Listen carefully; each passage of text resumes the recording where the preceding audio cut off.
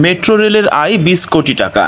চলতি সেপ্টেম্বর মাসের প্রথম 18 দিনে 49,09,049 জন যাত্রী মেট্রো রেলে ভ্রমণ করেছেন, যার প্রেক্ষিতে 20,67,03,591 টাকা আয় করেছে মেট্রো রেল কর্তৃপক্ষ। শুরুতে মেট্রো রেলের এমআরটি লাইন 6 উত্তরা থেকে আগারগাঁও পর্যন্ত অংশ চালু করা হয়েছে। পরে 2023 সালের 4 নভেম্বর আগারগাঁও থেকে মতিঝিল পর্যন্ত এর অংশ চালু করা হয়।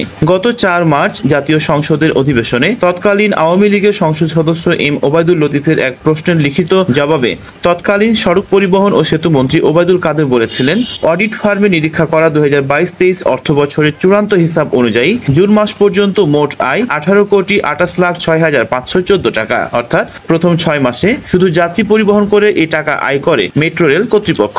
ঢাকা ম্যাস ট্রানজিট কোম্পানি লিমিটেডের ব্যবস্থাপনা পরিচালক মোহাম্মদ আব্দুর রউফ এক সংবাদ সম্মেলনে জানান, গত 19 দিনে যাত্রী পরিবহন হয়েছে 4,40,09,009 জন, আর যাত্রীদের টিকিট বাবদ আয় হয়েছে 20,67,03,551 টাকা। সেই হিসাবে দৈনিক গড়ে 23,16,264 জন যাতায়াত করেছেন। এতে দৈনিক আয় হয়েছে গড়ে 1,08,79,134 টাকা।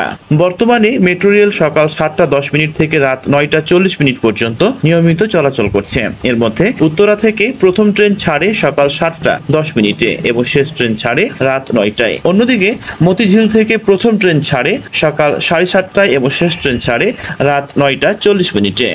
এছাড়া সাপ্তাহিক বন্ধের দিন শুক্রবার উত্তরা থেকে প্রথম ট্রেন ছাড়ে দুপুর 3:30 এবং শেষ ট্রেন ছাড়ে রাত 9টায়।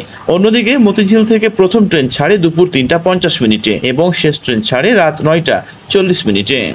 উল্লেখ্য, এমআরটি পাস ও র্যাপিড পাস ব্যবহারকারী ছাড়া সাধারণ সিঙ্গেল জার্নি যাত্রীরা সকাল 7:20 থেকে রাত 8:50 পর্যন্ত টিকিট ক্রয় করে মেট্রো রেল ভ্রমণ করতে পারেন। এই সময়ের আগে ও পরে সব স্টেশনের টিকিট বিক্রির অফিস ও টিকিট বিক্রির মেশিন বন্ধ থাকে।